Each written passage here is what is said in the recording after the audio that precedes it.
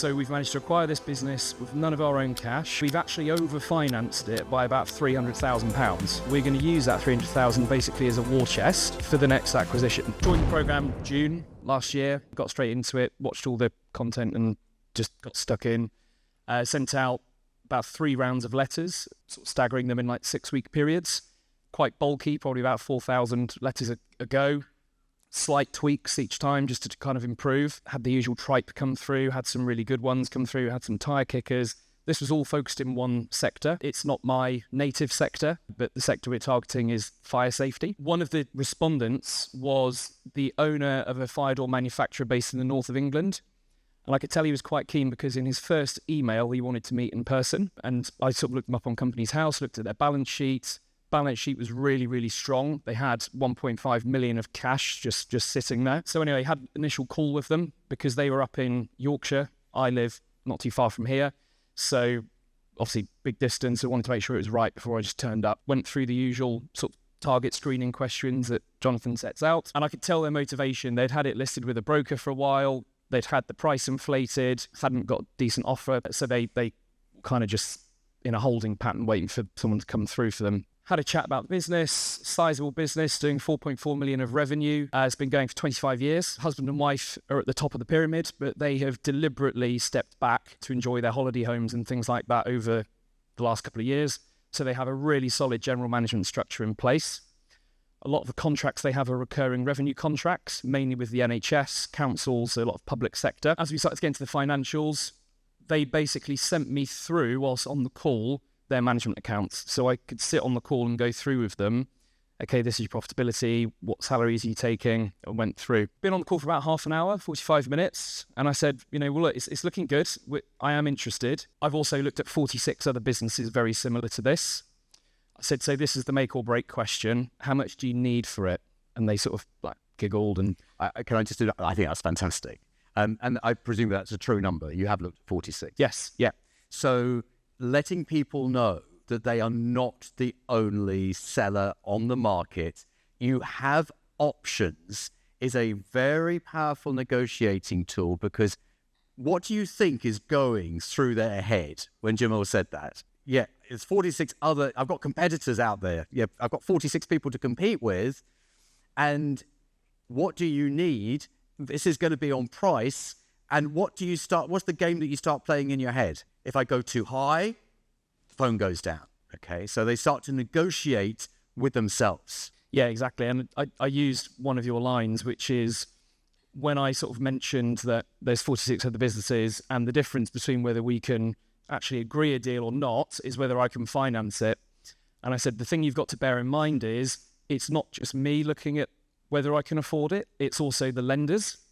I said, so although I'm going to look at it and go, yeah, I might be able to finance that and could probably do this, I said, I've got to put this in front of potentially a bank and justify to them why I'm paying that price. I said, so let's go back to it. What do you need? Then they came out with a figure. And he said, well, look, I think it's going to be between 2 and 3 million. I had a quick glimpse at the numbers. They're doing about 10% net profit off of their revenue. So about 425,000 net profit. They were each taking £100,000 salary before you get to that figure. And they had 1.5 sitting in the bank. I looked at the assets. I don't know anything about manufacturing. I do not come from that background. I come from a private equity healthcare background. And I asked them about the assets because the asset figure was huge. And they said, well, we've got 5 CNC machines. Quickly Googled what a CNC machine was. Realised the average value of a CNC machine is about 300,000. I said, so there's some very chunky assets on your balance sheet. They said, oh yeah, we've just bought 4 new CNC machines. I said, right, are they financed or leased? They said, no, we bought them cash. Right. Looked at the vehicles, Audi, Volkswagen, van, Porsche, Range Rover. Are these company vehicles? Oh, they're ours, but we just bought them cash. No debt in the business whatsoever. When can we meet? You're watching this video because you've got some level of interest in buying a business. That's great. Let's get you started. I've got something brand new. It's free of charge. It's called the Business Buying Toolkit, and there's a link to get it in the video description below. So I got in the car, went up, met them on a Saturday, spent about 2 hours with them, I built the report initially, so, heard about all the operations, how they started the business, coffees, bacon sarnies, all the rest of it. Then basically heard from them that it wasn't just about the money. They were already fairly well off. For them, it's finding the right person to take the business over, retain the staff, grow it. And I could tell there was a little bit of reluctance in them both for selling it, because it's their baby. They've built it up over 25 years. Started as a carpenter, he's now got 40 staff. And so anyway, went back to the finance conversation. I said, look, you gave me an indication as to how much you need for this. I said, but I work in private equity, so I'm always talking to lenders and things. And outside of that, I'm looking at fire safety businesses. You're my 47th business. So I know what I can and can't borrow against. So anyway, we structured the deal so that there'd be 900,000 on completion from cash, their cash, 600,000 remaining in the business's working capital. The rest, we are using 210,000 from invoice finance, 220,000 from asset finance. The way it's worked out from a conversation I had about 2 hours ago is we've actually overfinanced it by about £300,000, that we're going to use that 300,000 basically as a war chest for the next acquisition.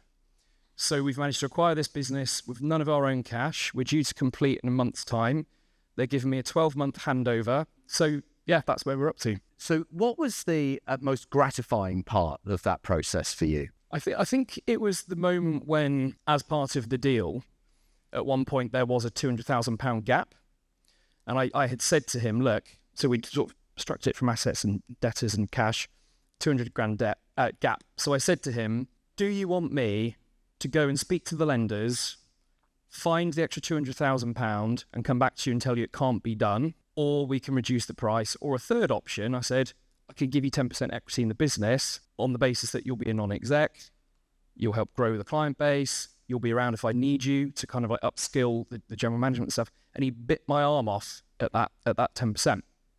Class B shares, not Class A shares. I'm interrupting this video to tell you about my most amazing lawyer. His name is John Andrews. You need an outstanding lawyer to get your deal done, so why don't you use mine? His details are on the screen. When he reached heads of terms, send him a message and he'll be able to help you get the deal done. The best bit for me was when we had reached a deal and they both literally leapt across the table to shake my hand, knowing that they had got the price they wanted. And then to avoid buyer's remorse, we sat there for another hour, another round of teas and coffees, and spent that period of time talking about the takeover and talking about the handover was going to work and how we were going to tell the staff and what was going to happen to Susan in finance and Jeff the foreman and all that kind of stuff. And they've then overcome that remorse and they've bought in and they can start to visualize the exit. And I speak to them daily. I've spoken to them today. I spoke to them yesterday. They'll get an email from their solicitor and they will ring me for guidance on what she means. And if you can build that rapport with them, that will overcome any little bumps in the road. If the solicitors start to play up about a clause they're not happy with or anything like that. Personal guarantee. Personal guarantee, exactly. You're building that trust. So it is that classic win-win. No one's feeling hard done by here.